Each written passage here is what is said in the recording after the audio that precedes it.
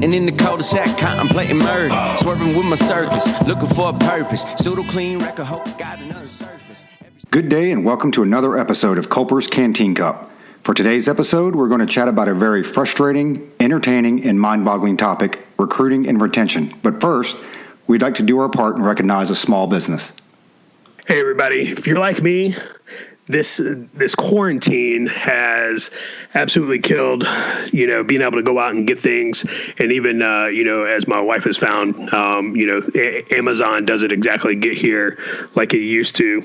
So if you find yourself in the need for anything from lampshades to, custom grips for your 1911 or anything else that could be 3D printed, and, your imagination is your only limitation on that, reach out to Patriot Printing Southern Arizona on Facebook. They not only do custom 3D printing, but they also do custom hand painting of, whatever it is that you need printed. The guy is absolutely fantastic that does it. It's a veteran-owned business. And not only are you reaching out, you're helping, a veteran, but you're helping out a small business in a time where small businesses definitely need that help. So again, reach out to Patriot Printing Southern Arizona for all your 3D printing needs. And, as usual, we'll post this up on our social media with some pictures and a gallery of some of the work that he's done. You will absolutely be impressed. So without further ado, I'll kick it over to Luke, and Luke's going to get us started on the madness for today. So a few days ago, this is a podcast we've been wanting to do for a while, a subject we've been wanting to do for a while. And a lot of it stems from Roger's funny stories, and he's always throwing Mo and Chris under the bus, and when it comes to recruiting. And a few days ago, we posted on Facebook and asked for a few specific questions or stories relating to recruiting and retention. And now everybody in this podcast right now has their own story, and they could probably take an entire podcast, so we might get to some of those later. We received some good feedback for this episode, and we have 3 former U.S. Army recruiters to help you make sense of the recruiting process to go into the U.S. Army, and maybe some other branches. There's one other branch, right? I don't know, but this will mainly apply to Army. I'd like to welcome Chris and Mo. Y'all have heard from Mo before when we did a moment with Mo, I think in our first episode. Chris, welcome to the show, and we'll start off with Chris. Why don't you tell us a little bit about yourself and your recruiting background? All right. Well, I appreciate it, guys. It's been a long time since I've seen you. Long-time listener, first time dialing in, right? So retired after the Army, 20 years last January. During the time that I was in, I had the privilege of serving with at least 3 of you guys. Luke, we crossed paths a couple times overseas. I guess to kind of like tip it to the recruiting point is came back from OIF 1 and our squadron got sat down, branch came down. It was basically like, hey, listen, all of you guys went to Iraq. The war's not going to last much longer, because that was intel back then. So the war's not going to last much longer, and all of you have to do drill sergeant recruiting. And they didn't give us a choice. So about a week later, we all checked our assignment satisfaction key, and half of us were going to Fort Knox for drill sergeant, and then the other half were going to, Fort Knox for recruiting, which where U3 headquarters was at, and then everybody else was going to drill sergeant school. So, and then the devil rode my back from about 2005 to 2008. How about you, Mo? Good morning, fellas, fellow listeners. Yeah, so I spent about 5 years as a detailed Army recruiter from 2001 to 2006. It was basically the worst time in both my personal and professional life. To be honest, and this is this true story, I lost a marriage, I lost my morality, and I almost lost my profession over recruiting. And I wouldn't wish it on any other person to go back out there. And just as a footnote, 79 Romeos are the fucking scum of the earth. What's a 79 Romeo? That is a full-time Army recruiter. Those exist? Yeah. Wow. There's a 79 Romeo and a 79 Sierra, which is a career management dude, and then a full-time recruiter.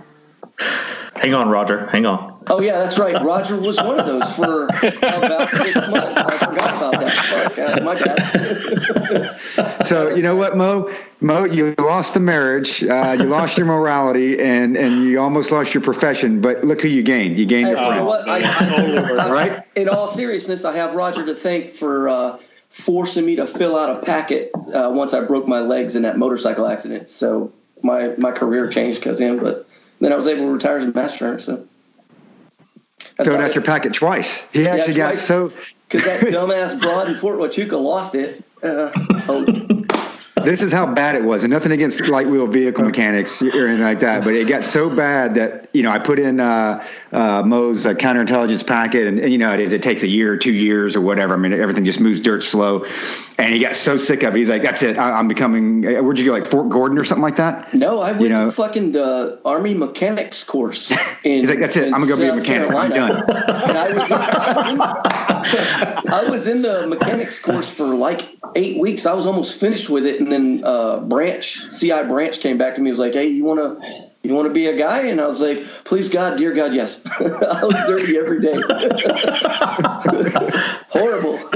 But you were a dumbass, man. You were always like in a hurry. I was like, "Hey, just give it time. And he gets all the way through the course. It's like like the last week, and it's like, "Oh, by the way, your MI packet just got approved. You're coming back." But I will say it helped me because I learned a lot. I learned about car engines and shit like that, which something I carried with me for a long time. I liked it. I guess that makes a lot of sense. I guess that makes a lot of sense with, the wheeled vehicle mechanic school is only what you said you were 8 weeks into it. You had a week left. So it's 9 weeks. I guess that makes sense why all these freaking vehicles are breaking down to level 4 maintenance. Hey,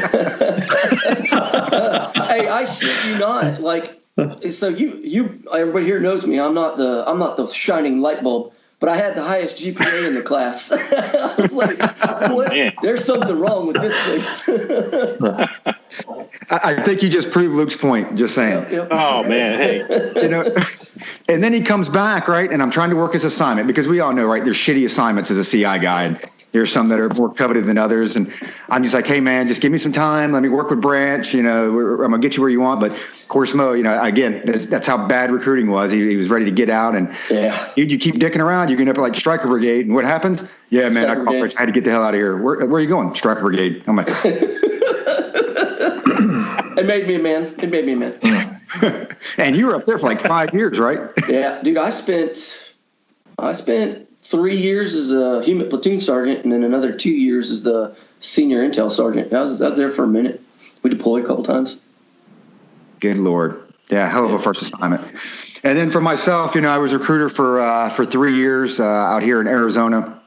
Was detail recruiter. It's actually a pretty interesting story because I extended to stay in the Army. And then back then, this was early 2000s, so like right before 9/11. And back then, the Army, our MOS, for those that don't know, used to be exempt from filling, duties as a detail recruiter. Well, then all of a sudden that stopped, and they said, "Hey, I think it was like 10% or whatever the number was. You're going to go do it." So Branch calls down and says, "Hey, man, you're going on recruiting duty." And I was like, "But I extended, and I had was like 1 year stabilization or whatever." And so, but I knew how that game was going to play out, right, with the Army. They're like, "Yeah, that's fine. We'll go ahead and rescind these orders. And in 1 year and 1 day, your ass is going back to, recruiting duty." So at that time, if you volunteer to become a recruiter, you got to pick the city that you went to. So I literally fought the process, went all the way up to HRC. They rescinded my orders, and then the next day I volunteered. So of course, I was a favorite child of the group commander at the time. So I volunteered. I was like, "Hey, here's my top 3 cities," and I get to stay there in Arizona. I did about 2 years as a recruiter. I did the last year with Mo as a station commander in a small station. Some of the best and worst times of my life, and then it truly is perspective, right? And I don't know if I was on cocaine or whatever, decided to convert to become a full-time recruiter. Actually, I had my packet in, and I think if I remember correctly, was actually approved and then received a conversion bonus to stay there. At that time, I came out of the promotion list in my MOS, and USAREC, the way they are, and these guys can attest to it, it's it's a close-knit family, man. They promote within their own, and they were not going to have an outside CI guy of all the MOSs come be a first sergeant in recruiting command. So they came back and said, "Hey, you got to go back." And I was actually moving, so my household goods were gone. I was going to Beaufort, South Carolina. My family was out in South Carolina. USAREC CSM calls up. It's like, "Fuck no, ain't happening." I'm like, "All right." So then it became this battle of wills. because if I volunteered to go back to being a CI guy, I had to return the bonus. Well, we all know how that went, right? Because my wife, she spent that shit the day it hit fucking bank. So that wasn't an option. So then it became, well, if they send me back involuntarily, I get to keep all the money. So I literally sat at temporary lodging here in Tucson down at Davis Monthan. I think I sat there for about 6 months. No job. I think, well, I just floated around. The first sergeants were like, well, hell, what do we make him do? He's another E8. I mean, he's not going to, because I'm like, hey, no other E8 in this company recruits. I'm not doing it. I'll go help out, do whatever. But floated around for 6 months, man. And then finally, USAREC gave in and was like, hey, all right, we'll let you guys, let you go back. And, came back to CI. So a little bit of my background. But back to the post, we kind of put out a Facebook post and asked for, some specific questions or stories relating to recruiting retention. And like Luke mentioned, everybody's got a couple good stories. Everybody's got some horror stories. It's the, my recruiter told me. And, fortunately for me, I was a little lucky growing up because my father was also a battalion CSM for recruiting command. So he spent like 24 years in recruiting. So at least going into it, I kind of knew what the deal was. And I actually joined out of his battalion. So, a lot of the curtains were pulled back for me that, probably weren't for a lot of other folks. But we did have some pretty good comments, some pretty good questions. So the first question here, let me throw it to Chris. So, from Alan, a longtime listener, he's listened to all, 9 episodes now. So I guess he's one of the OGs. Hopefully he's hanging around for episode 10. He asked, he talks about the packets, and this is actually pretty funny because I think, some of it depends on the era that you were in. But, Alan, he asks, how often did packets get put together incomplete, right? So you're talking about your applicant packet, and then he states, for me, my whole packet besides my name is someone else's information. Nothing matches. That includes my clearance information. My recruiter essentially took down my basic PII and copied it and pasted it into someone else's. Also, Staff Sergeant West, my recruiter, said I could have a dog in the barracks. He lied. So you talk a little about your experience with packets and how those things are put together and the completeness or incomplete status of them? Yeah, so I know Alan, so this makes it even funnier, right? So I'm going to reverse engineer this question or this post that he put on there. So the last part about the dog, with the recruiter saying, yeah, you can have a dog, is because we all know Alan asked probably about 1,000 damn why, what, where questions, and the recruiter's probably like, yeah, shut up, bro, you can have a dog in the barracks, As far as the PII being copied, when I got out there, it just switched over to everything being digital. It used to be the hand jam, carbon copy, press hard, 3 copies, right? So when I got out there and it became digital, I could see how it would happen. But from my perspective, what I remember being a recruiter is before we printed anything or locked it in, station commander could then go in and review the packet and make sure everything was straight and then give us the thumbs up. And then we would hit print. So we're only getting signatures one time. So dude, that's just headspace and timing, man, on the recruiter and the station commander, I guess, at that point. So, man, you guys were pretty squared away because Mo, you remember how we used to do it? Yeah, I was going to say, from my perspective, what I would do is give a kid a packet to take to their parents, and their parents, and I'd be like, you have a week to fill that shit out and bring it back, and I'd always get them back blank. They'd be back. Their parent never gave a shit about them, and the kid didn't know dick about how he grew up. So I was like, guess what, bro? If you're going to join the Army, you're going to sit behind this fucking LRL with one of your friends and pick all the people that you know and then start putting them in your packet. And so I'd make their ass sit there and fill that shit out until it was complete. And then either myself or somebody that was like just fucking bored would fill out the packet. And then you got to fill in missing data with something because you'd get those errors come back. Open that phone book or whatever. But I'm gonna tell you, like, quite frequently people had packets that were a little askew. But Roger would check them and say, yeah, they're good. And as far as the dog thing, man, like, there's enough common knowledge out there to know that you can't fucking take a dog to barracks. So, Alan and his recruiter, they deserved each other is what that was. He asked me about this. Now, I do have to tell you, though, so Mo has I mean, his ability to connect with parents is unbelievable. So it's he talks he talks about sending the kid home and the parents didn't give a shit. So here we are, I forget what year it is, and we needed parental consent, right? So the kid was 17. And remember, he ended up being a fucking pothead anyway. Bastard. Yeah. After all that shit we go through, he's like, hey, dude, I smoked a joint. Anyway, so we're sitting there, and Mo's he's all tatted up and shit, right? He's got some prison tats on his arms and, whatever the hell he's got. And it's, whatever was faddish at the time. And we're in our Class Bs, which is kind of like your, a step down from your dress uniform. So you got your medals and everything on. So here's Mo, he's all bulldogging it and everything, got his tats and everything. And I don't have any tats on my arms or whatever, barely clean cut. So we had to have parental consent. So we show up at the guy's house with him and his parents. And I remember the mom was Hispanic. The dad was like a former Marine or whatever. And I think he was like an optometrist or something like that. Yeah, he was a doctor. He was some kind of doctor. Yeah. So we're sitting there and, I give my spiel and I'm trying to be smooth and everything. And, you can see the mom over there, right? I mean, she's like, fuck no. She's like, I've played this game. I've seen this shit. It ain't happening. And, but the boy really wants to do it. And we sit there and, of course, Mo starts opening his mouth a little bit. And by the time we get down to it, at the end of the day, Dad sits there and he looks at me and he's like, I like you. He looks over at Mo. He's like, I'm going to put you through a fucking wall. So then it gets dead silent. And then I'm like, well, before you do that, can I get you to sign this real quick? And he turns around and signs a piece of paper. And, so then, all that's done. And we walk out and, I'm like, thanks, sir. And the Mo's all angry. Fuck him, man. That dude, dog shit. Walk out front, and then what happens? That little bastard walks out. He's like, "Hey, man, yeah, so I remember when I said, I had smoked weed before. Well, what happened was because I can't go up tomorrow. I might need to wait like 30 days or whatever." So, anyway, Mo was, he had smoked a lot of dope, but Mo was fantastic with parents. So I think that was the first and the last parent meeting I ever took you to. Yes. Everything else, like it's my app. It's like, no need to show up, Mo. We got this. We'll take it. But back to the packet and Alan's question. I mean, and that's kind of Chris said it. It's funny as recruiters you get it.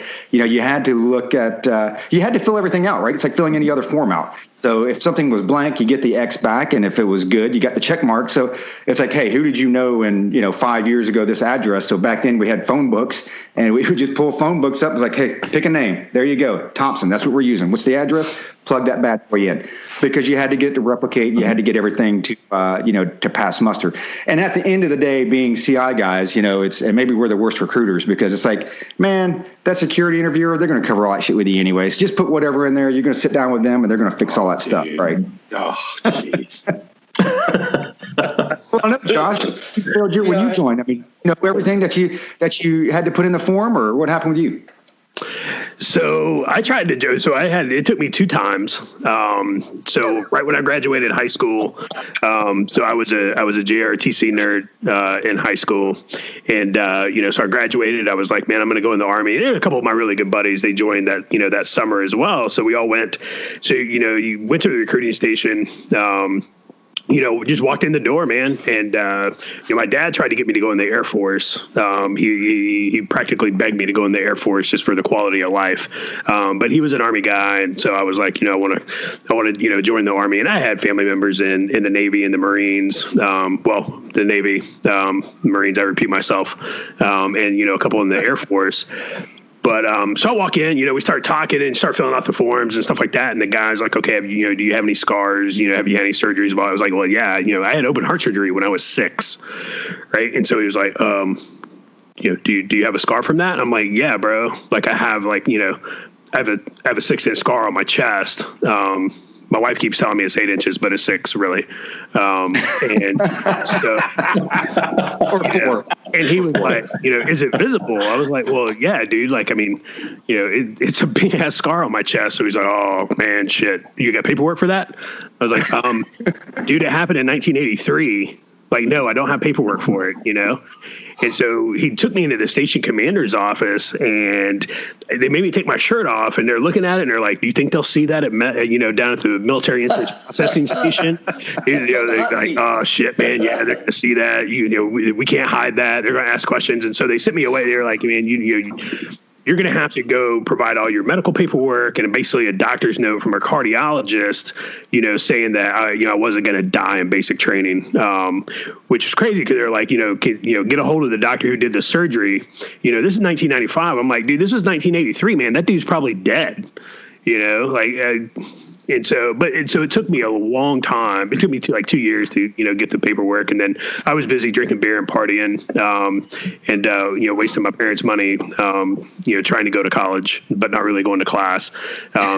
And so, I got some college, and then eventually I realized that, the Army was probably the only, not the only way out, but it was probably the best and quickest way out, my situation. So, I had some college. I walked back into the recruiting station, was like, hey, man, here's my transcripts, knocked the ass about it in.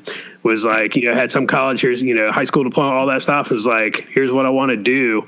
Of course, my recruiter at the time tried to sell me, nah, man, no, you don't want to do that, man. That's, you want to go, you want to be an infantry guy, because they had that silly ass blue cord, and, the girls love the blue cord, and, blah, blah. And it was like, nah, man, it's like, I want to do this job right here. I want to be a counterintelligence agent.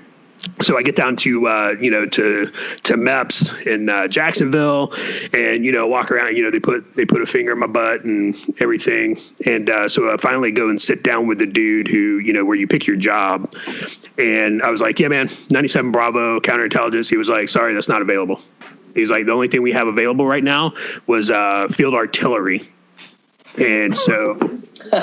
I was like, all right, well, I said, that's not what, I was like, that's not what we talked about. And my recruiter told me beforehand, he was like, they're going to try and do the switcheroo on you. He was like, don't let them do it.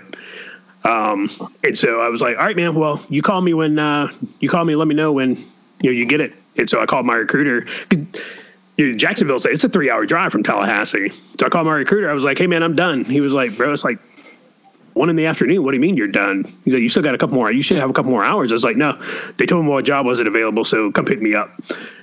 And so 20 minutes went by, and dude came back out to where everybody was kind of sitting down, and called me back in. He was like, hey man, I did you a favor, I made a couple phone calls, blah blah blah blah blah, and all fucking miraculously now it opened up, and I can sign up to be a counter intel guy.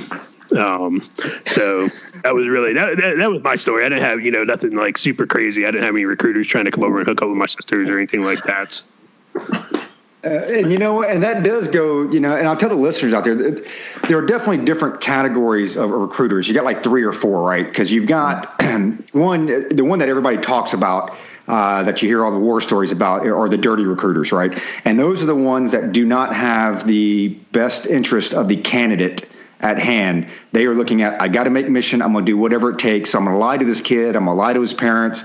I mean, we knew a recruiter, Mo and I, we served in the same company. We knew a recruiter, he was telling people he was like an airborne ranger, and the dude was a freaking cook, or whatever the hell he was, So yeah, he's telling people. So you have those people you had that one group of recruiters, and, I don't even want to go, I don't even know what the estimate is as far as how many are in each category. There are a lot of them, right, though, that, hey, they could care less. They just need to make their numbers, and they want to do their thing. And then you had the recruiters that were completely straight-laced. It's black or white. S01E10, it's the publication that governs, recruiting rules. They're like, hey, man, I'm going black and white. This is what it is. This is the way it is. And life is tough for those guys and gals. I don't know how it was, down in the unit that Chris was in, but, for us up in Tucson, if you were black and white, it was very, very tough to recruit. And then you've got those recruiters that, which I think that we fell in, at least Mo and I, from our perspective, it's like, hey, we have the candidate's best interest at hand, and we're helping that individual find a way in the Army.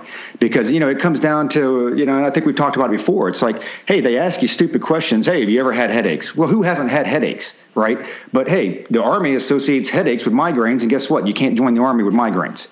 So, it's not like we purposely circumvent the regulations or whatever. You're looking for those gray areas to help folks that want to come into the Army help them come in. And I think a lot of times those they seem to overlap a little bit. You get that style recruiter with the dirty recruiters, and people see them as one and the same. And it's like, well, no, they're not, because it's really the interest, right? Whose best interest are we taking? And, from everything from, and we can get into a little bit later with some of the stories, but, helping with weight loss and, all kinds of crazy stuff, right? I'm not doing that for the Army. I'm doing that because I have a motivated young, man or woman who wants to join the military and serve their country. So we're helping them out, versus some of these other recruiters. So I know, as Josh, walked into the recruiting station, just reminds me of the movie Boiler Room, where you yell, Rico, and then all the recruiters are diving over you, trying to get that walk in or what have you. So Luke, you joined about the same era that we did. So you have any, my recruiter told me? Yeah. I'll kick it over to Chris after this with another one of the comments on Facebook, but Josh was down there in Florida. We came in about the same time. Now, I don't know how they do it down in Florida, but in Texas, they didn't put any fingers in my butt, first of all. Nope. When I was coming in. But, no, my recruiter, my recruiter never lied. I was one of those ones, kind of like Josh. I was a college graduate. I walked in. I thought I wanted to go in the FBI. And, but I was just done with college, man. I was done. And back then, the only way to get in the FBI was a MBA, accounting degree, or law school. And I was done. I'm not going to law school. So, I went in, I'm going to be in military intelligence. Maybe that'll get me in the FBI. My recruiter was straight up. He wasn't as clear as the wind driven, or as bright as the wind driven snow, but he never lied to me. But I had a friend who was a reservist sergeant major. And I confided in him. They were asking me all these top secret questions, about, what's your background? Did you do any drugs? So I went to my confidant, who is a reservist sergeant major. He goes, just lie. Don't tell him about when you used weed. Don't tell him about the steroids, because they're never going to find out. This guy was a tank. He goes, they're never going to find out. Think about it. What, do they have somebody in a room? What, are they going to go back? He's like, they're never going to find out. So I lied on my EPSQ and went off to basic training, and they sat us down. It was in the reception at basic training. They pulled everybody out who was getting a security clearance investigation, a TS, top secret. And this guy in a suit comes up at Fort Leonard Wood, Missouri, sharp looking suit. He had a mustache. Within regs, but just barely. And he commences to scare the living shit out of the entire audience, talking about, lying on federal forms can get you 15 years at Fort Leavenworth. And this is your last chance. This is your last chance to come clean. And even if you do come clean, I can't guarantee, but you may have to reclass, but this is your last chance. This is your only chance to avoid Leavenworth. And dude, it worked on me. They pass around paper. I said, I smoked weed these days. I took this kind of steroid on this day. And I was just shook, man. I was completely shook. And, we had to go back out with everybody else, and he called us back in, and, he called us in one by one, those of us who had been truthful. And he goes, okay, so why did you lie? And I told him, I didn't say any names or anything. I said, look, somebody gave me some bad advice. And he's just laughing, looking at it. He's like, you smoked weed like 6 times and you did steroids. He goes, dude, you're going to get your clearance. Okay. That was my first interaction with a counterintelligence special agent, man. He was good. But yeah, I mean, my recruiting, the only problem I had with recruiting, I wouldn't say problem, was the officer. I guess he's the det commander or something. He was trying to get me to go, to OCS. And my hang up with that was like, well, what's going to be my job? He was like, well, it could be anything. And I was like, no, I want to pick my job, and that's the reason I enlisted. Now but back to some of the questions. We had a comment from Gumbo Jenkins. I'll kick this over to Chris. He was asking about the MAVNI program, MAVNI, and how it's an interesting facet of the bigger picture within the recruiting. And most people don't know much about the MAVNI program, even in the military community. So, Chris, why don't you give us a rundown on that? So from personal experience, even the whole time I was in, even as a CI guy, I really didn't do a lot with the MAVNI. Roger's probably going to be the SME on that thing, just given his perspective. But From my understanding, it's just the individuals that are brought in and they already have a basically like a 3-3, if you will, read, write, understand a foreign language. And they're able to work as a linguist and so on within, I guess, different spectrums of military intelligence and so on, just because of their cultural upbringing. When I was on recruiting duty, though, we had what we call the 09 Lima program. And it was basically when they were like, hey, would you define all Arabic speakers? And between 05 and 08, that was the push to get, the Army up to like 700,000 people, right? So they would call down all the time and be like, I need your numbers on 09 Lima. And I'm like, bro, I am in East Texas. My numbers are 0, man. So if they don't speak Spanish or barely English, they're not we don't have anybody, So we used to get beat up a lot about that until we had to basically, break down like the zip code analysis and kind of show like where the cultures were. Like, hey, it's English, man. It's English or Spanish. We don't have Arabic speakers in deep East Texas with a population of like 11,000 people, right? So, as far as that, though, well, let me go on record and go ahead and get this out of the way. I joined out of Texas also, and they don't do a finger in the butt. So, Josh, you may have a complaint in your hand. As far as Mabney, I know there was a lot of issues that came up, and I know that we used to have a former associate, Stacy, that actually did an entire thesis for her master's on the Mabney that was enrolled into a threat perspective, basically, from the DoD. And I know Roger's super jealous about it because he should have came up with the concept first. But basically, she just punched a bunch of holes in it, and then they saw it was a significant issue just from security perspective, And we joke around about like, hey, when you fill out this, TS background questions, it's like, yeah, did you smoke weed? You could probably say no because you might have been 15. And, when I went to CI, I was already like 30. So I'd already been in the Army for so long. But she just found several loopholes. And then just from everyone working like, hey, man, we're not mapping these ties back to the family of some of these Mabney members. So the issue is these guys may have like, a first, not a 6 degrees of separation, but like a first degree separation from somebody who's literally like on the no-fly list or watch list or has already been fingerprinted in Iraq, Syria, insert whatever their Middle East shithole. And I mean, that's literally like their uncle that still has influence in their life. So that was a large problem that I saw with Mabney. Yeah, and I remember, like, you brought up the 09 Lima, which is very similar. Mabney kind of really stemmed off from the 09 Lima that came out after 9/11, because, like you mentioned, it was finding those people that had the language skills necessary, and they were going forward, right, to help out, MI units, infantry units, some of your, special operations units or whatever. So, they were in critical positions. But, Mo, I remember when the 09 Lima came out, and I think you were a dumb mechanic when it happened, so you didn't quite get it. But I remember sitting here at that time. We were recruiting these people, right? And they were sending them to basic training. And then I think back then it was like a 5-year obligation. So they would send them to basic training and then they bring them home and then release them, right?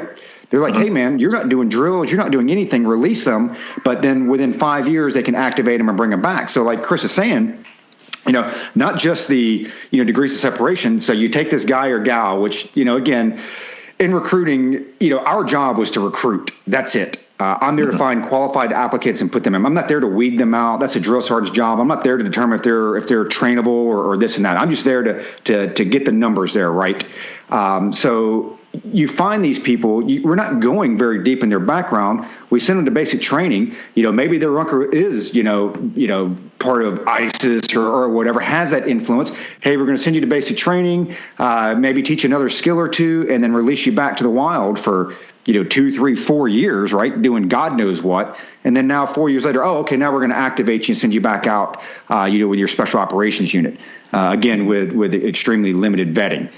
So I think the threat to that program, and then, as it rolls into Mabney. So I think Mabney, there's just over 5,200 people that are in the Mabney program. And Mo, I don't even know. I mean, you know the numbers for 09 Lima? So one thing I'd like to add to all that is the difference between 09 Lima and the Mabney was that 09 Limas were card holders.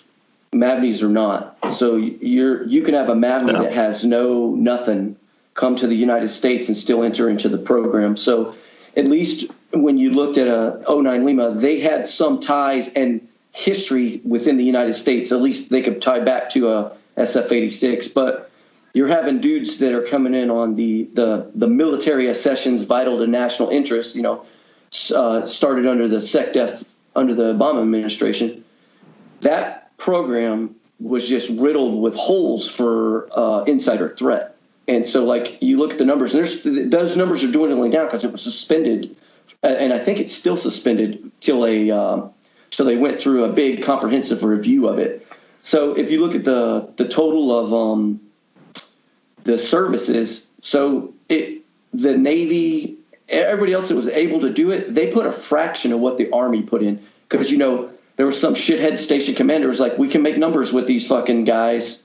Because it's, I mean, seriously, and I saw some of the SF-86s off of it. So they're not required to have the full and comprehensive SF-86 because they don't have it. There's no way you can look at it and see what the actual background, because all their fucking associates are in foreign countries.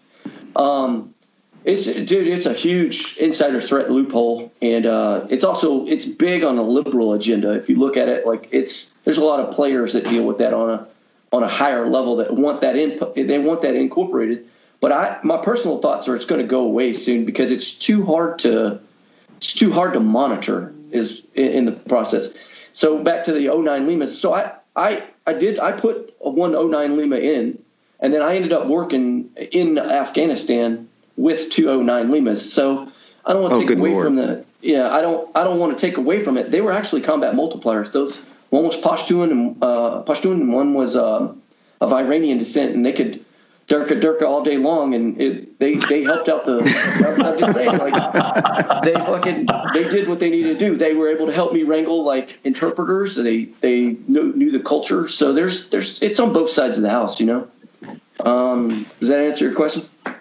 Yeah, and I tell you, man, going back to like the numbers, I wish I was a station commander or a recruiter during the Mavney days because, man, it's, for those that don't know, recruiters and recruiting stations, and some of us has changed, right? I mean, every few years they kind of change how they do it, but the Army has a goal, right? So roughly speaking, you have about between 70 to 80,000 Army soldiers that get out every year, either through, their term of service is over, they retire or whatever. So obviously we have to, recruit just as many of those folks. And what they do throughout the 40 or 42, Army recruiting battalions, they take those numbers and they spread them out, and they look at, population density and the propensity to join and this and that. And so all of that, trickles down to the individual recruiter. So I know back in our day, your mission was pretty much 2 a month. Like you had to write 2 contracts a month,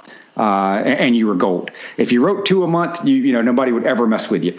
The reality is, if you wrote 1 a month and did that consistently, you were fine. I mean, you weren't going to be a rock star or anything like that. But it's okay, nobody's going to mess with you. But heaven forbid you rolled a nut, man. Yeah, you roll a nut. I mean, it is. Chris, I don't know what it was like down in your battalion. I know for us, man, you rolled a nut. I mean, it was. Dude, I had zero roller training twice, and I fucking lost all my Saturdays for like 3 months. Yeah, I can expand on that real quick. So I was in Houston Recruiting Battalion from 05 to 08. If you'd like a frame of reference, they are in the Time magazine in 2008 for highest number of suicides in the U.S. Army. Right. So, oh my God. Yeah, we had my station commander went down for zero roller training, or excuse me, missed mission. I'm sorry, he missed mission, right? He had just made the 7 list. They beat him up really bad after they just moved him from San Antonio. Beat him up really, really bad, right? So our battalion headquarters, our BLT, because they called it leadership team, even though there's absolutely no leadership involved in this process whatsoever. So they took him down to Houston at like, oh my gosh, I think he had to leave the station at like 7 o'clock in the evening. That's a 2.5 hour drive there. He was the last guy in the chute. So he got home at probably about 3:30 in the morning. And then it was within 24 hours his wife found him hanging in his closet.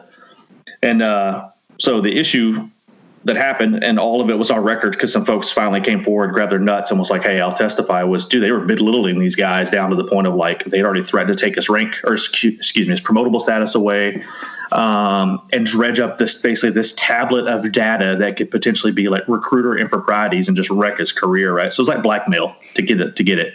So then literally the next month, the company commander got relieved because he didn't want to end his relationship with the current with a cadet in the ROTC program at the college.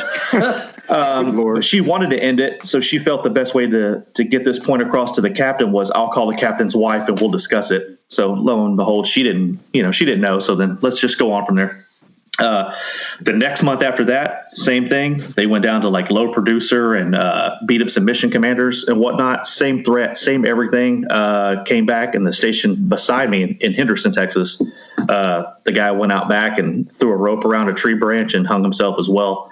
And his wife was on recruiter duty, came home and found him. So she basically went public with the whole thing. They started looking. We ended up having, I think it was 5 attempts and 3 successful suicides in like a 1-year window in one battalion, a recruiting battalion. And a lot of it stemmed from, I'm going to do corrective training, which is going to be, I'm going to have you put on your blues, print out flyers about the U.S. Army, and you're going to go stand outside of Walmart and hand these out at 2,200 and call me when you're done handing out all your flyers. It was things like that. This is like, you can't make this up, some of the stuff that went on. So when I say the devil rode my back, I mean rode my back, like balls out, like I could feel the tank like bouncing against me, like on the back end, right? So it was disastrous, and the worst part about it, I was in my wife's hometown, and both my kids were fortunate enough to be born in Texas. That's like literally the only things that were successful during my entire recruiting, and the fact that I got to keep my rank and I left out of there is the same person, like my life intact and everything else. So I tell you, man, I don't wish that on anybody. I'll tell you right now, if Kim Jong-un got, if he's alive, I wouldn't want that guy on recruiting duty. I'd be like, save yourself, man. Just stay in North Korea, dude. It's horrible. Well, and that's what a lot of people don't get is you hear about the shady recruiters. It's the amount of pressure, and those meetings that Chris was talking about. I mean, Mo, I don't know if you remember, we used to call it, when I say we, the battalion, they used to call them the Station Commander After Action Review. Yeah. All right. So write that out. That spells out SCAR. Okay. That's coming from your battalion leadership, right? Mm-hmm. And I can tell you, we had our battalion CSM, Command Sergeant Major, the top enlisted guy. He literally came down to me and said, milk doesn't turn to cream without pressure. So you talk about like zero roller training, right? So, if you were on a nut and we called it, we didn't have any candidates in or what applicants in. I remember the guy, the CSM, making every recruiter in the station, you're in full dress uniform, right? Stand on your desk and make phone calls until you got an appointment. Yeah, until you got an appointment, because you didn't deserve to sit in that fucking chair until you got a qualified appointment. I mean, so the pressure is, and I think what Chris, brought up, it's, that is in a very extreme, measure of it, and unfortunately it does happen. But I tell you, man, I know how it was. I can't remember Chris or Mo if it was you or who I was riding with, but it's like, man, I'm coming down to the end of the month, dude, and we're riding down Tucson, and it's in front of the Tucson Mall. And I was with another recruiter, and I forget, it was either me or him. One of us were on a nut, and it's like, you got 2 days left, right? And back then on Mission Monday, the last day of the month, they stayed open until midnight. So, I mean, you could be there at midnight, find somebody on the street, right? So we're driving down there and recruiting. We'll have to post a picture up there, but we got these recruiting badges that you wear in your uniform. And they kind of, if you're not if you're not in the Army, where they kind of look like a little police badge or whatever. So anyway, we're driving down the street. I know you're talking about. That was me. We went to where that kid was walking across their bridge, and we stuck the badge inside of our wallet, pulled over. The kid looked like he was, 18, 19 years old, pulled over, looked up, said, hey, man, flashed the recruiting badge up, said, get in the car. He's like, all right. He jumps in the back seat, said, hey, so what's your name? You ever thought about the Army? Now, funny. So that's how bad it gets, right? That's the type of stuff that you're doing. But here's the funny thing. That kid, and I still remember him, I don't remember his name, but he actually tried to join the Army before, had a broke wrist, and I think like Josh was talking about previously, you got to go through a lot of ortho consults, you got to get cleared or whatever. The recruiter didn't want to put up with all that stuff, so you had to get a waiver. So we ended up bringing him back. We did the waiver, and I think it was like 3 or 4 months. I mean, the kid, actually joined the Army. But that's kind of the lighter side of things. On pressure, man, will make you. Mo, what do we do to help people make? Well, I should say this. So we never did any of this. These are people that we know. Yeah. So I take it personal. Some of this I do take it personal when people are like, man, recruiters, they're just garbage. And my recruiter type. There wasn't nothing I wouldn't do for a young man or woman that wanted to try to join the Army. I spent my own fucking money. I spent I lost my goddamn marriage because I spent so much time trying to get people into the Army. So like, I remember this one kid, Calvin, like I got him in, his mother was dying of cancer, right? She had cancer, and she was like, I need to get him into something or he will have no support network. So I get that motherfucker in the Army on a great, we finally get what he wants, and it's perfect. And then we get down the road and she passes away. And I'm like, he comes back in and fucking bounces on me and it's like a debt loss. And I'm like, I spent like hundreds of dollars on taking care of you because you're fucking poor. And then he goes and joins for another station for some other shithead that was like, hey, I'll get you on the, and for the reserves is what it was. I used to take it personal. Like fucking people say, hey, recruiters lie to you. So me and Roger had a couple kids that actually passed away. One of the kids that we put in, he came into the office and was like, hey, I want to be in the infantry. And he wasn't my guy. They pulled me out of the back and were like, hey, you're an infantryman, talk to him. Usually you're recruiting your own image. Little white guy wants to be in the infantry. They get the other little white guy that's in the infantry. So that's what it is. So I come back around the corner and I'm like, look, I'm going to be completely serious with you, guy. Like, this shit ain't for everybody. And I asked him, I was like, hey, are you ready to shoot somebody in the face? And because that's a business that we're in. And he looked back at me and he goes, I don't necessarily want to shoot somebody in the face, but I think I'm ready to take that kind of responsibility. So, and I don't feel bad. I mean, I have some regrets because he later died in Iraq. He blew up in a fucking IED. And but I look back and go, I never lied to one person that came into our fucking office. I told them the truth from the get-go. I was like, this is a dangerous job and I love it. I was like, you might not be the metal, you might not have the metal to make these jobs, but there were other people that just lie out there. I never sold a job. I never was like, hey, I can get you into this job. It was always like, combat arms is a good way to go. If you're interested in, I'm the dude to talk to because this is something that probably happened for you. If you're interested in being a fucking clerk sitting behind a desk, maybe the Army's not for you. Like, we're close with and destroy the enemy, But and believe it or not, you'll see it in the Army these days. Those dudes that join for that, they're the shittiest fucking NCOs, man. Like they come out and they were all about themselves instead of the honor and the glory. But yeah, back to you guys. And I tell you, I like the kids that struggled to get in because it's again, I never did any of this and I don't condone any of it. Just some war stories that we've heard, but making weight to come in the Army, right? Oh God. There are rumors out there that recruiters. So from Tucson to Phoenix, which are MEPS, it's a 2-hour drive, right? And if somebody wanted to join, you had to have them up there at 6:00 on the dot. If it's 6:01, hey man, that person ain't joining the Army. And it's like any other sales job. You don't want to go another day because they're going to go home and talk to their priest and boyfriend and girlfriend, and they're not going to join. But anyway, so we would have to pick them up at like 3:30 in the morning, to leave Tucson by 4 to make sure we're up there at 6. And it was the folks that struggled to get in because, I specifically remember several folks so if you're overweight, right, they do a tape because you look at your body fat percentage because you can be all muscle and this and that. And for those of you that don't know, what I've heard is that spreading Preparation H all over your waistline and then wrapping you up in saran wrap the night before, you lose about 1 to 2 inches on your waist, right? So, and that's how body fat is measured. The saline drink. The green monster. So magnesium citrate. Yeah, that's it right there. So you had the green monster. So you drink a thing of that. You do the saran wrap with the Preparation H the night before, and then Mo, I think you knew somebody somewhere else that had to sit in a cup all night. All three of those things encountered, and she little short Hispanic female, we made her ass run, and then she shit herself on the way down, and she had one of those jumpsuits on, so she had all that shit in her pants when she came back. And her recruiter was quite displeased with that situation. But I was like, did she make weight though? Oh yeah. Hell yeah! It's a win. It's a win. I'm not even joking. I had a young lady and I'll say this: I put her in the Army, and then she went to MEPS. She had braces on her teeth. She was from the Teknos Pas tribe in Arizona.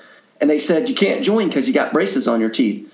And so she came, I brought her back, and she was like, I'll take care of this. And I was like, are you going to get an orthodontist appointment? She's like, no, I got it. The next day she comes back in the office. She has no braces on the top, but the shit's still on her teeth, like the glue. And I didn't think nothing of it, but I was like, where's the bottom? Like, they usually do both at the same time. She's like, I can only take so much with the Gerber. And so, oh my God, I was like, you ripped your own fucking braces off? But and I was like, hey, let's get you to an orthodontist. We'll figure it out. But some people do what they got to do. You remember the Native American lady that I think we carried her on the books for like 18 months, and she was like always within a pound, man. And there wasn't enough preparation H in the world to get her to where I she know needed what to you're be. talking about. And I can't remember her name, but I do know what you're talking about. Yeah, she had long hair. Cut her hair. Okay, Yeah, this is a Native American. She cut like 6 pounds of hair off, like, because she had that thick ass black hair. She had like this fucking kid bob. It's fucking terrible. Damn. So, and I tell you, when you look at your soldiers in the Army, at least what I experienced, thank God I didn't serve with anybody that I actually put in. But, when you look back, it's those men and women that struggle. They make the greatest soldiers. Make the best soldiers, yeah. Those are the ones that fought tooth and nail, to get in. We've had folks that, and I think when I joined and Josh had a little bit of a hiccup there, and I think Luke was, pretty smooth, but most of ours was fairly smooth. But I mean, you've got folks out there that struggled, 2, 3, 4, 6 months, a year, right, to get in. Because I tell you, man, we put in an autistic kid in the Army. Yeah. He would come in and he would start yelling, "Where you going to kill Osama?" But here's the deal, right? Because I know everybody like shits on me every day about it. Here's the deal. We are not doctors or lawyers. So our job, right, is to make sure that you meet the requirements of the reg. And, hey, that's why we have doctors, right? So here's the deal. I mean, the kid comes in and we obviously know, and I say this lightheartedly, but like seriously, like, there's something not right there. But it's not my job to disqualify that guy or gal. Okay, my job is to get you right. Actually, 19 Delta. So we take them up to. Tell us what those are. No. Tell us what those are, so that the 19 Delta Cav Scout, which is that's what Chris is in the West Team in New York. So our job, though, is not to disqualify these folks. You have to send them to the floor. And it's like, okay, and the Army process, I mean, it's fairly thorough. I mean, it's the grand scheme of things, knowing what we know now, right? There's obviously a lot of loopholes, but, compared to what any other civilian employer goes through, it's light years ahead of that. So anyway, we prep them. We, do a little hot seating, which we can talk about in a little bit, how that happens. He takes the ASVAB test, kid scores a 99, he maxes the fucking thing. He goes to the doc and the psyche value or whatever, and next thing you know, man, that guy comes home, he's like, "I'm a 19 Delta." And he's like, "Yeah, I'm going to." He made it in. I'm like, "All right," and the guy shipped out, right? I mean, he shipped out and he went to basic training, and we at the end of the day we got our credit for numbers or whatever. But then you really look at it, it's like, hey man, we did what we were supposed to do. Who failed him were the docs. I mean, you got docs up there, right? Medical school. They're like, how did you make it through the physical? So it's, from that point of view, we kind of laugh at it now, and some people think it's sleazy, but, we're just there to meet the requirement. That's it. We're not there to disqualify anybody. So, I want to touch real quick on Alan's second question. So he asked, if we could talk about how the Army pushes MOSs, right? So your job, your military occupational specialty, how the Army pushes MOSs on recruits just to fill a number. And you know what? I do notice this with Alan. Everything's got like this negative connotation to it, right? Mm-hmm. It's, but anyway, how they push MOSs on recruits just to fill a number versus what would fit the recruit and benefit the Army. Example, MEPS, the Military Interest Processing Station, saying the job the recruit wants isn't available and offers them 4 crappy ones to pick from. So, Chris, I'll throw that to you, kind of talk about, your experience with that. All right. So, Alan, thanks again for such a great question. I miss you, bro. Love your face. And so for us, we used to get the list would get sent down to the recruiting station. They'd be like, "Hey, man, here's the hot MOSs right now." And really it equates to, just for you guys so you'll kind of understand it, is when you go to look to re-enlist and you see the jobs that are loaded with the highest bonuses and then it goes down to the lowest bonuses, it's literally the same list that comes out to the recruiters. Is basically like, "Hey, here's the big shortages. We got to fill these. So if guys meet these requirements or have an interest, try to push these jobs." It's specifically for those that don't really kind of know what they want to do. And that's the easiest ones to tailor it to. But if an individual comes in and they're pretty much hyped up on a certain topic or a certain skill set or whatever, that's literally the easiest way to say, hey, man, I know the right MOS for you and so on. Here you go. Show them a video. They like it. Then you just move forward. I used to look at the list, and really for us in the area, we used to get a lot of 18X, the Special Forces Entrance Program. So I did 2 of those, but it's only because we used to have a Green Beret sat down at Houston to come up and do the evals. And we had a 100% success rate. So both dudes that joined out of the battalion, or out of the station that I was at, were the only 2 successful 18Xs to go through the program, and now one of them still in group out of Bragg, right? So as far as the other jobs, the biggest thing we ran into was a guy would say, hey, I want, let's say 19 Delta, right? And by the way, 13 Bravo is a Cannon crew member, so that's a gun bunny. You ain't got to be smart to do that. So you'd send him in there. He'd fill out the packet for a 19 Delta, get all the way to sit down with the dude at the end that's going to input all the data, the career specialist or whatever. And the guy would be like, hey, have you looked at this one, and try to push another MOS on him. And usually most of the times where we were at, they would just test the waters to see if the guy really wanted to do it. And then sometimes the bonus was tantalizing. So I'd have a guy go in and he would sit down and be like, hey, I'm good. Come back out. And I'm like, listen, man, when you get to, basic, you're going to go to, I don't know. He picks an MOS. I tell him a little bit about like Jackson or Leonardwood or Knox or wherever. And he go, no. I changed my job after sitting down with this dude. He told me, hey, I can get 40,000 if I go ahead and just pick this MOS, and I only got to serve for an extra year. And I'm like, hey, that's what you want to do, man. That's what you want to do. I didn't argue with them. I want them to be happy. The biggest thing is they're in the Army, Then we had a couple of guys that were just complete turds that would sit down and do hey, that job's not available. The Josh scenario. So then they'd call and be like, hey, man, this kid said he's not joining if you don't get the job. So I'd step outside, make one phone call to the other recruiter that I actually trusted, who would then call the ROC, the Recruiting Operations Center, and say, hey, can you do me a solid? Do you have this job available? No, yeah, I'm at the Shreveport MEPS in Louisiana, blah, blah, blah. And then sometimes they would say, yeah, man, we can move some stuff around if he's willing to ship out on a different date, because that's really how it works out, is your ship date and school date and so on. Because unlike the other branches, the Army doesn't let you graduate basic and then you just sit there and hope your MOS is still available at the end of basic, So when all the stars align, then they would say, hey, yeah, we can move that position.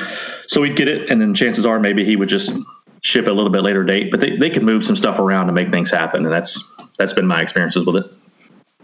Yeah. And it really does depend on who your recruiter is, right? It's, and I tell you, not everybody, obviously this coming from Alan was going in for a specific job, but not everybody joins the Army for a specific job. And, Chris touched on that because, I don't know what it was like when you went through school. I know for me, your motivation, they used to call it Teams T. So, the reasons why people join the Army is training, education, adventure, money, service to country, and travel. So some folks were like, hey, man, I'm in for the college money. I don't really care what my job is, right? Whereas some people are like, hey, I'm coming this for a specific job. And I think that goes back to, if you have a good recruiter, right, versus a turd. It's like I knew there were some folks that, hey, man, so the ASVAB goes from 0 to 99. And generally speaking, you have to score 31 to join the military. Now, sometimes it's waiverable and this and that, but generally speaking, you got to score 31. And obviously, the higher your score, the more flexibility you have and the job that you're able to pick. And, the recruiter's just got to be honest with the candidate, because if I had a cat that just cut a 31, like Mo, we put a kid in who cut a 24, right? But his dad was like a Medal of Honor recipient. And the kid cut a 24, and the Army does waivers. So it's like, hey, man, your dad was an MOH for something. We're going to get you in the Army. And so you got to sit down with that kid. It's like, hey, man, you're not coming in as as an MI guy. Just let me tell you that. You're going to take whatever job is available. And so you do have to relate that to them. And it's like, hey, once you get in, go to school, get educated, change jobs, reclass, or what have you. So, you have to be able to relate to them. So if I have a kid who's got a 99, maxes it out, and he wants a job in MI or whatever, then, like Chris said, hey, I'll call the counselors ahead of time. Hey, I've got a dude coming up. This is the job that he wants. I don't want to waste anybody's time. So if it's not available, tell me now and we don't take him up. Right. Versus, sending him up there and just like, oh, okay, whatever happens, because then it turns into what we call a Q&E, qualified not enlist. And heaven forbid that happens, because you ain't coming back with an applicant didn't join the Army. That ain't fucking happening. Leave his ass at MEPS. Yeah. I have left the kid. I have left the kid. I was like, you will find your own fucking ride back. We had a recruiter in our station that we were up at MEPS, and he Q&E'd, and below, so our MEPS was in a high rise, and so the MEPS was up on like floor 14 or 15 or whatever, and Mo, remember, we had the Burger King downstairs, and we had a recruiter who had an applicant who Q&E'd, and he's like, oh, well, I know you got to be hungry, it's been a long day, so go down to the Burger King, get you a Whopper, and I'll swing around front and pick you up. Kid comes out with his Whopper, and the recruiter just waves at him, and just takes off, drives back to Tucson, and leaves him up in Phoenix, because back then, I don't know how true this was, but if you didn't enlist, we had no obligation to take you back. Yeah. Like, hey, man, my job is to get you to MEPS. You don't enlist. You're just a civilian, and I hope you got cab fare to get from Phoenix to Tucson. So, you know what was weird is, like, if we did talk jobs, I'd be like, because when we were doing it, we didn't have the computer system where you could pick and pull the jobs. You only knew that those jobs existed from that little book, and you would say, look at these career fields. They suit what your score looks like. And I would get somebody honed in on a field, like a combat support, combat service support, something like that, and they were good to go. When they would sit down with those fucking MEPS counselors, shit would go awry, because they would start going, well, there's all these other jobs that you're available for, but it's not necessarily around what this is. But then it would get them to fucking looking at different areas, and then they would come back to you, and then they'd pull you into the fucking room, and you'd go, why ain't your contract signed yet? You knew what you wanted to do. They're like, well, I can get $30,000, but I want to get that with, a cryptological linguist. I'm like, bro, you got 32 on the fucking ASVAB. Like, that's not going to happen. You set your ass over there and pick you some admin specialist or fucking 92 Yankee. You'll be straight. But they would get to talking up there and they'd fuck it all up, man. Yeah, absolutely. So let me kick it over to Luke real quick. I think you had another recruiting question, right? Yeah, I got the time Nazi Josh looking at me here, so I'll keep it short, or as short as I can. One thing is, my first assignment was the Cav, and this is an aside to what I was going to say. Mm-hmm. And if you look at the 19 Delta, the Cav Scout, if you look at the old field manual 3-98, we had to, even as MI, we had to memorize that field manual.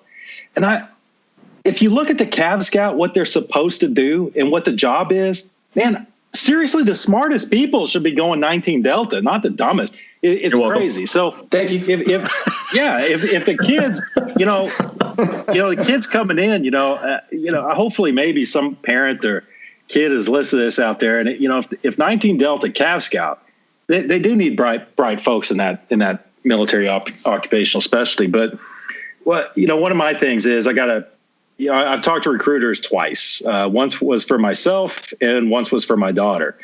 And, one thing that's always grated on me as far as the culture in the United States is, everybody honors the troops. You got Karen out there who's got an 18-year-old son or daughter saying, I honor the troops. And, we just did another operation. I'm going to put the yellow ribbon on my car. I honor the troops. It's like, hey, Karen, what about Johnny? Man, he could serve if you honor the troops. Oh, no, not my kid, not Johnny. True story. He's too good for this. Now, I'm not gonna. I didn't pressure my daughter, but I broke it down to her, the hard facts. It's like, these are the facts of life. You're going to go to college. If you go to college, you're on your own. You graduate with a global studies degree. What are you going to do with that? So I broke down the options to her, and it's not that I was going to get her to enlist, because even I was even guilty of that. Not my daughter. She's not going to be enlisted. She's going to be an officer. So we went in and talked to the recruiter, and he broke it down for us. This guy was really great. He did his research, and he told us about the ROTC program, number one, and number two was the simultaneous membership program. And I don't know if that existed when you guys were around, but man, dude, this thing is awesome. I mean, they go to basic training right out of high school. They enlist. They learn a MOS, whatever that is, and then they go to college. And while they're in college doing the ROTC, they're getting paid. As an enlisted person, they're learning a skill. So for 4 years, they do their reserve time. And then, when they graduate, they're commissioned. And I was like, man, wow, this is a really good deal. And I asked this guy, here's my point. I asked the recruiter, I was like, I was dumbfounded. I said, how come more people don't do this? And he said, because they're scared. They're scared of the Army. And it's not the kids that are scared, it's the parents. They're afraid of the Army. Not my kid. He's not going to get, he or she's not going to get blown up by an IED in Iraq. And, you break down the numbers, your kid is more likely to die of a car accident than they are, or COVID or whatever, So that really struck me. And that's one of the things that frustrates me about the culture in the country is that we honor our troops, but not my kid. And, for those out there listening, if you have a kid that's about to come in, you don't have experience with the military, it's all online, man. Do the research. When they graduate, worst case scenario, they go into the reserves. When they graduate college, they'll go into the reserves and they're going to learn a skill, and they're going to be more marketable with veterans. Roger can tell you all about, the perks you get as a veteran, your VA home loan, all that stuff. And at the very, very least, even if you're not about service, it's a really good head start. Now, I'll get off my soapbox and kick it back to Josh if he's ready. Yeah. You talk about the ROTC. We really need to do a podcast on that. When you're talking about the ROTC program that your daughter's in and kind of what it's, where it's headed. A lot of it, from an ideological point, and figure out, what are kids, really being taught in college these days, especially in the ROTC channels, and then take a look at some of the officers, those senior captains now, majors, and even some of the young lieutenant colonels out there. So I'm going to kick it over to Roger, and I think Roger probably do a quick last thoughts, and then get us closed out here. Yeah, no worries. And kind of talking, dovetailing off Luke, we do have access to a lot of recruiters. So, we've got listeners out there. So if both the listeners, if you know anybody that is interested in the Army, interested in the military service in general, on a serious note, reach out to us. I tell you, it's a feel good story. I was over a friend's house over Christmas, and this young man and woman, I think she was like 19, he was 20 or whatever, both ballet dancers or whatever, and weren't really doing anything. And so I didn't make that shit up, right? Because I don't know any fucking ballet dancers. But anyway, so I'm sitting there, and we're talking to him with a buddy of mine, and we're like, hey man, what are you doing with your life and this and that, and he was interested in the Army, but this is not the the era of World War I or World War II where everybody knew somebody in the military, right? Because you had an uncle that was in it, you had a brother, whatever, a neighbor, or a friend. Now you're seeing less and less of that. So he just really, he had a lot of questions, and I tell you, we sat there for a night. I was drinking quite a bit of bourbon, and I told him, like, hey man, no holds barred. What do you want? Ask me what you want. I'll tell you the good, bad, indifferent. And at the end of the day, he ended up joining, and he scored high on his exam. I think he's a crypto guy. I think him and his young lady are getting married, and the guy probably made a decision that's going to help him out for the rest of his life. So for the listeners out there, if you've got questions like that, definitely hit us up. Shoot us a message or whatever. I think all of us are more than welcome to jump on a phone call with somebody, and I can tell you, as we can tell you from the recruiter point of view all the way to the station commander point of view, because it's not really a dirty business. It's like Luke was saying, there is some due diligence there, and you do have to do some research on your own, and by all means, don't take everything that I say as gospel, or Mo or Chris. You do have to go out and do some of your own research, but we can at least steer you in the right direction and at least get you with a recruiter who is looking out for your best interest. Because I tell you, I still remember the kid to this day, and I remember his name. I had a kid who was the starting center for the high school that I covered in football. He had a very specific job that he wanted, and we took him up to MEPS, and kind of like you guys were talking about, they beat him down. It was Mission Monday, and he had been up there for like 20 freaking hours, right?